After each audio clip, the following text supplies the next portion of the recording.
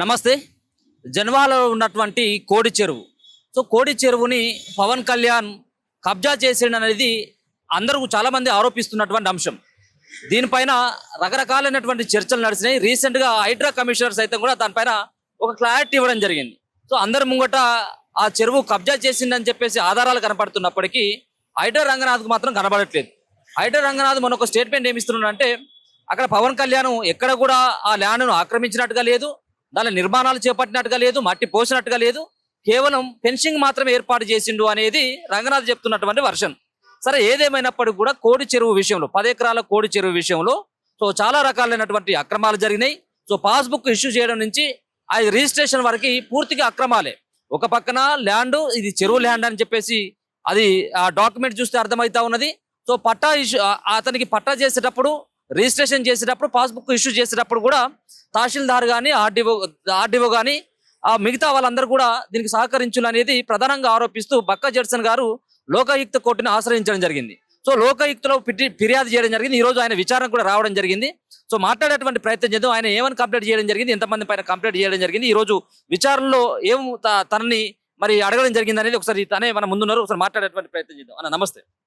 ఏంటి లోకాయుక్త కోర్టులో పవన్ కళ్యాణ్ పైన కోడి చెరువు పైన సో మీ దగ్గర ఉన్నటువంటి ఆధారాలు ఏంది, ఇది కబ్జా కాదు నేను కొన్నా అని చెప్పేసి ఆయన గతంలోనే చెప్పడం జరిగింది. ఏంటి ఏవి మీరు ఆధారాలు ముంగట పెట్టి లోకాయుక్త కోర్టును ఆశ్రయించడం జరిగింది సార్? ఈరోజు 1 జూన్ 2026 నేను కేసు ఫైల్ చేసిన. ఈరోజు మాది పేషీ ఉండే, ఆ పేషీలో నేను అడిషనల్ ఇన్ఫర్మేషన్ కూడా ఇచ్చిన. ఇందులో నేను 5 మీద ఇచ్చిన. 1 హైడ్రా మీద, 2వది ఆర్డీఓ చేవెళ్ళ, 3వది tahsildar Shankarpalli, sub registrar Rangareddy Shankarpalli, survey records Rangareddy మన శంకర్పల్లి, వీళ్ళందరిపైన కూడా మరి హెచ్ఎండిఏ ఈ 6 డిపార్ట్మెంట్ల పైన హైడ్రా నంబర్ 1 A1 వీళ్ళందరి మీద కూడా నేను ఫిర్యాదు చేయడం జరిగింది. ఇందులో మనకు ఒకటి ఆయన రిజిస్టర్డ్ డాక్యుమెంట్స్ మీరు చూస్తే, ఇగో ఇది చూస్తే ఇది ఈయన జిపిఏ హోల్డర్, జిపిఏ హోల్డర్, ఈయన పేరు ఎస్కేవి కృష్ణ. ఓకేనా? కొన్నోడు సంతకం పెట్టకుండా కొన్నట్లు ఎలా డాక్యుమెంట్ చెల్లుబాటు అవుతుంది? అర్థమైందా? రంగనాథ్ గారు మరి ఇలా ఆయనకైనా చట్టం తెలుసో లేదో తెలియదు. ఓకేనా? 2వది ఈయన ప్లేస్ లా రిజిస్టార్ కు పవన్ కళ్యాణ్ రాడక్కడ రిజిస్ట్రేషన్కి ఎవరు వస్తారు? రిజిస్ట్రేషన్ అయింది 10 ఎకరాలకు. ఇక 10 ఎకరాలకు ఈ 10 ఎకరాల కథ చెప్తాయి. ఇక ఇందులో 10 ఎకరాలు, ఈ 10 ఎకరాలకు ఒకటే పాస్బుక్ ఇవ్వాలి. కానీ ఈ కేసులో 4 పాస్ పుస్తకాలు ఇస్తారు. అర్థమైందా? 4 పాస్ పుస్తకాలు ఇస్తారు. ఇది 3 ఎకరాల 12 గుంటలకు ఒక పాస్బుక్, 312 గుంటలకు ఒక పాస్బుక్, ఇంకో పాస్బుక్, మళ్ళీ 4 ఎకరాలకు ఒక పాస్బుక్, మళ్ళీ 3 ఎకరాలకు ఒక పాస్బుక్. దీని ఖాతా నంబర్లు అన్ని కూడా నా దగ్గర ఉన్నాయి. ఖాతా నంబర్లు, దానికి ఇచ్చిన పాస్ పుస్తకాలు అన్ని కూడా నేను ఆ విషయాలు అన్ని కూడా పొందుపరచడం జరిగింది. ఇక ఇవన్నీ ఖాతా పుస్తకాలు, ఇంకా ఇవన్నీ. ఓకేనా? ఇగో ఇది ఖాతా పుస్తకాలు, ఇవన్నీ కూడా పెట్టడం జరిగింది. ఇగో ఇవన్నీ. ఓకేనా? ఎందుకు అని అసలు మరి అంటే సర్వే నెంబర్ ఒకటే, ఎందుకు ఖాతా నెంబర్ మార్చింది? ఇక ఖాతా 4 ఇచ్చిండ్రు. దీనిలో ఒక్కటిగా 4 పాస్ పుస్తకాలు ఇచ్చిండ్రు. ఒక పుస్తకం కాదు, 4 ఇచ్చిండ్రు. అంటే 10 ఎకరాలకు ఒక్క రిజిస్ట్రేషన్ దానికి 4 పాస్ పుస్తకాలు ఎట్లా ఇస్తారు? నంబర్ 1. ఇంకోటి ఇందులో కబ్జా అని చెప్పనీకి నీకు నీట్గా ఇక ఇది ఆయన 2706 పార్ట్, ఇది పార్ట్, ఇండ్ల అంటే పార్ట్స్ కొన్నారు. దీన్ని బౌండరీస్ వచ్చి ఇక్కడ చూపించింది. ఇక్కడ బౌండరీ సౌత్ ఇక్కడ వస్తుంది, 684 చూపించింది సౌత్. వెస్ట్ ఇగో ఈడ చూపించిండు, నార్త్ ఈడ చూపించిండు, ఇక్కడ వరకు చూపించిండు. అబ్బా ఇది 709 వరకు చూపించిండు. ఇక ఇది మొత్తం 707 ఇదంతా కూడా కబ్జా పెట్టారు. అంటే రిజిస్ట్రేషన్ అయింది ఎంతకైందంటే 10 ఎకరాలకు అయింది. కబ్జా పెట్టిన దేనికి ఎంత? దాదాపు 15-20 ఎకరాల కబ్జా ఉంటుంది. అది ఎంఆర్ఓ గారు, తహసీల్దార్ గారు అక్కడ పోయి సర్వే చేసి చేయాలి. ఈరోజు రిజిస్ట్రేషన్ ఒక జిపిఏ హోల్డర్ కు ఓనర్ సంతకం లేకుండా ఎట్లా చేస్తారు? నంబర్ 1. దానికి అప్పుడు ఏ కేవైసీ ఎట్లా రిలీజ్ అవుతుంది? నంబర్ 2. దీనికి రిజిస్ట్రేషన్ డాక్యుమెంట్ ఎట్లా వస్తాయి? నంబర్ 3. ఈరోజు ఇది కరెక్ట్ అని చెప్పడానికి రంగనాథ్ గారు మొన్న ఏదో ఛానల్లో చెప్తా ఉన్నారు, వాళ్ళు ఏం లేదు మధ్యలో ఫెన్సింగ్ వస్తారు. ఈరోజు ఫెన్సింగ్ వేయడము తప్పు ఒకటి, లోపల బోర్ వేయడము అది నేరమే, అర్థమైందా? ఓల్కా చట్టం కింద అది కూడా నేరమే. కాబట్టి ఇవన్నీ కూడా నీ దగ్గర తప్పులని నీ దగ్గర పెట్టుకొని ఈ రోజు మీరు ఒక పవన్ కళ్యాణ్ గారికి పిఆర్ఓ గారు మాట్లాడదు కదా, ఒక చట్టం ఉంది. నేను అందుకని చెప్పిన, నేను బ్రదర్ అందుకనే ఒకసారి మాట్లాడిన తర్వాత వాళ్ళు కాలేదు గీలేదు అని చట్టము బయట పెడుతుంది, న్యాయస్థానం బయట పెడుతుంది దీన్ని. కాబట్టి ఈరోజు అఫీషియల్స్, నేను ఇంట్లో అఫీషియల్స్ తప్పు జరిగింది, పవన్ కళ్యాణ్ గారు ఎట్లా కొన్నారు ఏందనేది, కానీ దీన్ని కాపాడాల్సిన వారు ఎవరు? అధికారులు కాపాడాలి. కాబట్టి ఈరోజు అధికారులే అందులో ఇలా వాళ్ళ నౌకర్లు పోతే అందులో ఇంట్లో తప్పించుకునే అవకాశం ఉండదు. ఇందులో 101% ఇందులో నౌకర్లు పోతాయి. ఇందులో రిజిస్ట్రేషన్ చట్టబద్ధంగా జరగలేదు. ఎంఆర్ఓ దానికి ఏదైతే మరి ఆ భూములు అన్యాక్రాంతం అవుతుంటే ఆయన సైలెంట్ గా కూర్చున్నారు, ఆర్డీఓ సైలెంట్ గా కూర్చున్నారు, ఇరిగేషన్ వాళ్ళు సైలెంట్ గా కూర్చున్నారు. లాస్ట్ హైడ్రా వాళ్ళు మేము ఇంతగానో కాపాడదామన్న కూడా వాళ్ళు కూడా సైలెంట్ గా కూర్చున్న పరిస్థితి ఉన్నది. కాబట్టి ఖచ్చితంగా దీనిపైన చర్యలు తీసుకోవాలి, చర్యలు తీసుకుంటారని చెప్పి నేను అనుకుంటున్నా. ఇది కాపాడుతున్నా. ఎట్లా తీసుకుంటారని చెప్పేసి ఇంకా నమ్ముతున్నారు. ఒక పక్కనేమో హైడ్రా రంగనాథే. సో వీటిని ప్రభుత్వ ఆస్తులను కాపాడాల్సినటువంటి ఒక వ్యవస్థ కోసం ఏర్పడ్డటువంటిది హైడ్రా, చెరువులను పరిరక్షణ కోసం ఏర్పడ్డది హైడ్రా. హైడ్రా రంగనాథే ఓపెన్ గా స్టేట్మెంట్ ఇస్తున్నాడు, ఇది కబ్జా కాదు అని చెప్పేసి. ఆ స్టేట్మెంట్ ఇచ్చిండ్రు, స్టేట్మెంట్ ఇస్తుంది కానీ కోట్లకెళ్ళి ఏమొస్తున్నాయి? ఇవాళ ఒకటి మనం ఇక్కడ ఉన్నాము, సందీప్ కుమార్ సుల్తాన్ ఫైనాన్స్ సెక్రటరీని అరెస్ట్ చేసి పట్టుకరమ్మన్నారు, అర్థమైందా? అట్లా రేపు మీ దగ్గర ఇవాళ కోర్టు కౌంటర్ ఇస్తుండప్ప, కోర్టును బ్లాక్మెయిల్ చేస్తుండ్రు. ఇవాళ ర్యాలీలు గిల్లీలు ఇవన్నీ ఏంటి అన్నట్టు, ఇవన్నీ ర్యాలీ ఇవన్నీ ఇవి బ్రదర్ కూడా నేను పేపర్లు పట్టుకొని వచ్చిన, రేపటి దినాన నా ఇంటి డాక్యుమెంట్లు లింక్ డాక్యుమెంట్ కూడా పట్టుకొని వస్తా. నేను రంగనాథ్ గారి ఇల్లు చెరువులో ఉందని చెప్పిన, నేను కట్టుబడి ఉన్నా. ఆయన కృష్ణకాంత్ పార్క్ చెరువు అన్నారు, కృష్ణకాంత్ పార్క్ కాదు సార్ అది, దాన్ని కృష్ణకాంత్ పార్క్ అన్నారు, చెరువు అన్నారు దాన్ని యూసుఫ్ కూడా పెద్ద చెరువు అని అంటారు, అర్థమైందా?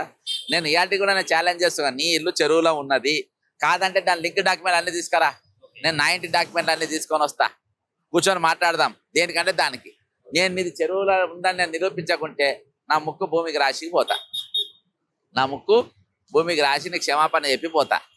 ఒకవేళ నీది ఆ చెరువులో ఉందని నేను ప్రూవ్ చేస్తే, అదే ఏదో టోపో మ్యాక్ పట్టుకొని వచ్చి ఒక జోకర్ గాడు పట్టుకొని తిరుగుతుండు అని, జోకర్ నువ్వైనావు. హైకోర్టు ముందు జోకర్ నిన్ను చేసింది, అదే హైకోర్టు ముందు జోకర్ ఎవరైంది? ఈరోజు రంగనాథ్ గారు జోకర్ అయిపోయింది అప్ప, జోకర్ లెక్క నువ్వైనావు. పట్టుకరమ్మని చెప్పిండ్రు, మిలిటరీలను పట్టుకపోయి లోపడేయండి అని చెప్పిండ్రు, ఆ కస్టడీలో తీసుకోమని చెప్పిండ్రు. నన్ను నేను చెప్పలే కానీ నిన్ను చెప్పిండ్రు.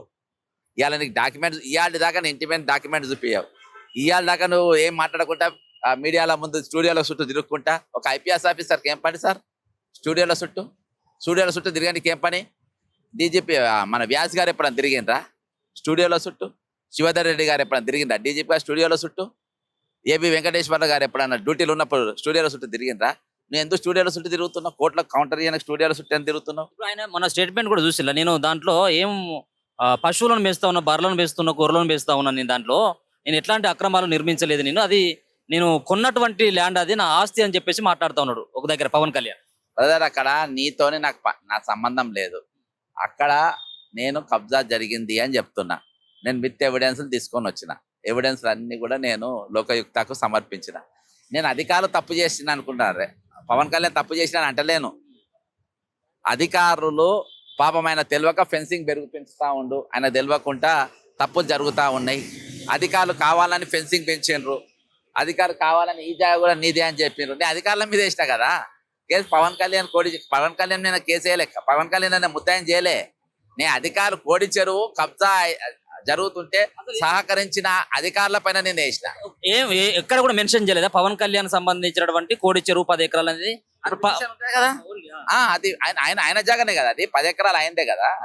పిటిషన్ లో నేను నీట్ గా రాసిన కదా, పవన్ కళ్యాణ్ కు చెందిన కోడి చెరువు అనేది. ఎందుకంటే ఆయన ఆధీనంలో ఉంది కదా ఆయన, కానీ ఇందులో తప్పు చేసిన వాళ్ళు ఎవరు? అధికారులు. అర్థమైందా? ఇప్పుడు ఒక అధికారి వచ్చి జరగలేదని చెప్తుండ్రు కదా అబ్బా. నాకు పవన్ కళ్యాణ్ది నాకు సంబంధం లేదు, కానీ పవన్ కళ్యాణ్ పరిధిలో ఉన్న ఆయన హస్తాలలో ఉన్నటువంటి 10 ఎకరాలు కాకుండా ఎక్కువ జాగాని కబ్జాలు ఉన్నది. సర్వే ఎందుకు చేస్తలేరు? అలా ఏం తప్పు లేదని హైడ్రా కమిషనరు ఒక పవన్ కళ్యాణ్ గారి కార్యాలయానికి ఒక పిఆర్ఓ లెక్క ఎందుకు మాట్లాడుతావు? ఒక పిఆర్ఓ లెక్క, పర్సనల్ రిలేషన్ ఆఫీసర్ లెక్క నువ్వు మాట్లాడుతావు. అర్థమైందా? నువ్వు ఎంత మీడియాకి ఎక్కితే నువ్వు అంత దిగజాడుతావు. నీ డ్యూటీ నువ్వు సైలెంట్ గా చేసుకుంటే నీ గౌరవం నీకు ఉంటుంది. నువ్వు బజార్లకి నన్ను జోకర్ అన్నాడు, నా ఇంటూ పట్టుకొని తిరుగుతుంటూ జోకర్ అన్నాడు. నేను జోకర్ నేను కాదని నేను నిరూపించుకునే శక్తి నాకు ఉంది. మరి నీకుంది ఆ శక్తి? కాబట్టి ఇవన్నీ చిల్లర మాటలు బంద్ చేసి న్యాయబద్ధంగా డ్యూటీ చేయి. పేదోళ్ళ ఏడుపు ఎప్పుడు దాకుతుంది, బట్ నేచర్ జడ్జిమెంట్ ఉంటుంది. నా కళ్ళ ముందు అర్థం నా కళ్ళ ముందు నన్ను ఒక్కొక్కరు సతాయించిన మొన్న జూబ్లీస్ సిఐ చేసి కనబడ్డది జడ్జిమెంట్. సందీప్ కుమార్ సుల్తానియా రిటైర్మెంట్ ఉద్యోగులను కాపాడు ఇవాళ వారి మీద ఇవాళ అరెస్ట్ చేసి లోపల పట్టుకోవడం నిలబెట్టమని చెప్పింది. అర్థమైందా? ఈ విధంగా ఒక్కొక్కరు నేచర్ జడ్జిమెంట్ ఉంటుంది. పేదోని రిటైర్ అయిన ఉద్యోగుల్ని దోపిడీ గురవుతున్న వర్గాలను ఎవరు దోపిడీ చేసినా మీరు అనుకుంటుండొచ్చు ఇవాళ లక్షల కోట్లు సంపాదించిన నేను నెక్స్ట్ చెప్తున్నా కదా, రంగనాథ్ గారు నీ ఆస్తుల మీద పడతా, నెక్స్ట్ నీ ప్రాపర్టీస్ మీద పడతా, నీ అక్రమ సంపాదన ఇవాళ దగ్గర నేను బల్లే ఇప్పటిదాకా మీద నేను నజరేయలే, ఒట్టి నేను పైనే చూసినా. నేను లోపల దొవ్వుతే మాత్రము నేను అన్ని ప్రెస్ మీట్ పెట్టినా. ఇవాళ నేను మొత్తం డాక్యుమెంట్లు పవన్ కళ్యాణ్ దాగా ఏదైతే ఆధీనంలో ఉందో ఈ 6 అధికారులు కలిపి కబ్జా చేయడానికి సహకరించిన పూర్తి ఆధారాలతో ఉన్నా. నేను జస్ట్ అరగంట తవ్విన, అంటే అరగంట తవ్విన. 2 రోజులు నీ తవ్వుతే రంగనాథ్ గారు నీ ఆస్తి అక్రమ ఆస్తులు, నీ కిరాయిలు ఎక్కడికెళ్ళి వస్తాయి, నీ గోదాములు ఎక్కడికెళ్ళి వస్తాయి, దేనికి లీజులకు ఇచ్చినావు, దేనికి లీజులకు ఇచ్చినావు, మేడ్సేల్ దగ్గర ఒక రౌండ్ వేస్తే నీ సగానికి ఎక్కువ దొరుకుతాయి. ఇలా ఏమైంది సార్? మరి ఈ విచారణలో ఏం చెప్పిళ్ళు, మిమ్మల్ని ఏం అడిగిళ్ళు, మీరు ఏం ఆధారాలు ఇంకా? ఇవాళ జడ్జి గారు ఆబ్సెంట్ ఉన్నారు కాబట్టి నేను అడిషనల్ ఇన్ఫర్మేషన్ ఇంకా సేకరించినటువంటి సాక్ష్యాలు మొత్తం కూడా లోపటి ఇవ్వడం జరిగింది. ఏది ఏమైనప్పటికీ ఇది కబ్జా దాదాపు 10 ఎకరాల మించిన జాగా ఆయన దగ్గర ఉన్నది. అంతేకాకుండా ఈరోజు బ్రదర్ ఒక రిజిస్ట్రేషన్కి ఒక పాస్బుక్ ఉంటుంది. ఇప్పుడు ఇంత ల్యాండ్ 10 ఎకరాలు, దీనికి ఒకటే ఉంటుంది. దీంట్లో 4 ముక్కలు 4 పాస్ పుస్తకాలు ఎందుకు ఇవ్వాలి? 4 పాస్ పుస్తకాలు ఎందుకు ఇవ్వాలి? ఆనే దొరికిపోయినావు. దీంట్లో కేవలం రంగనాథ్ యొక్క హస్తం ఉందని చెప్పేసి అనుకుంటున్నారు. మీరు 5గురిని ఇన్వాల్వ్ చేసి 6గురిని. సో ఇప్పుడు కూడా రేవంత్ రెడ్డి ఇంకా సహకరిస్తున్నాడు ఈ విషయంలో అని చెప్పేసి అనుకుంటా ఉన్నారా? లేదా రేవంత్ రెడ్డికి తెలియకుండానే హైదర్ రంగనాథే అక్కడ అటువైపు వెళ్ళట్లేదు అని అనుకుంటా ఉన్నారా? ఏది జరిగినా కానీ ఇప్పుడు ఆయన పవన్ కళ్యాణ్ గారిని పిఆర్ఓ లెక్కనే మాట్లాడుతుండు, వేరే ఆఫీసర్ లెక్క మాట్లాడతలేరు. కాకపోతే ఇలా 6 అధికారులు ఇలా ఉన్నది, కానీ 5 అధికారులు ఎవరు మాట్లాడతారు మీడియా ముందుకు వచ్చి? అర్థమైందా? పిఆర్ఓ గారే వచ్చి మాట్లాడుతుండ్రు. జీతం తీసుకునేదేమో ప్రజాస్వామ్య జీతం, మాట్లాడేదేమో ఈరోజు కబ్జా దేశంలో దిక్కు మాట్లాడుతుండ్రు. అంటే ఇది ఎంతవరకు కరెక్ట్ అనేది వచ్చే రోజుల్లో ఖచ్చితంగా దీనిపైన నేను ఎవరెవరిని సంప్రదించాలో వాళ్ళందరినీ సంప్రదిస్తా. డ్యూటీ లెక్క చేయాలి, డ్యూటీ లెక్క చేయాలి. అర్థమైందా? You're Indian police service. అర్థమైందా? ఇండియన్ పోలీస్ సర్వీస్ నువ్వు సర్వర్ నువ్వు. అర్థమైందా? నువ్వు ఏదో బాస్ కింగ్ నేను ఏది మాట్లాడి నడుస్తుంది ఏమన్నా నడుస్తుంది అని అంటే ఇవన్నీ నడవ ఇవి. కాబట్టి బెదిరింపులు వచ్చినాయి ఈ కేసు వేసిన తర్వాత ఏమైనా రంగనాథ్ నుంచో రంగనాథ్ అనుచరుల నుంచో మీకు? నన్ను బెదిరించేటోడు ఇంకా పుట్టలే బ్రదర్. నన్ను బెదిరించేటోడు పుట్టలే. బెదిరించేటోడు పుడితే బెదిరించేటోడు ముందే ఇంటి ముందే పోయి నేను కూర్చుంటా, వాళ్ళ ఇంటి ముందే. ఇంకా ఇంతవరకు పుట్టలే. ఇంకా ఖచ్చితంగా బ్రదర్ నేను చెప్తున్నా కదా, అక్రమాస్తులు కూడా బయటకు వస్తాయి. ఇంకా ఇన్ని రోజులు నేను ఊకున్నా, ఎందుకంటే నాకు టైం లేదు. నాకు సీఎం పెద్దోళ్ళతో నాకు నడుస్తుంది. ఒక ఆఫీసర్ ఎంబడి నాకు ఏం అవసరం అన్నా కానీ ఆఫీసర్ అయినా పడితే దాటిపోతుండు. నువ్వు చేసేటి అన్ని అక్రమాలు. బ్రదర్ గైక్వాడ్ అనే ఒక ముసలాన్ని ఒక చిన్న హింట్ ఇస్తా. ఇవాళ నేను కొమ్మూరి ప్రతాప్ రెడ్డికి సంబంధించినట్టు, కొమ్మూరి ప్రతాప్ రెడ్డి నాకు మంచి మిత్రులు.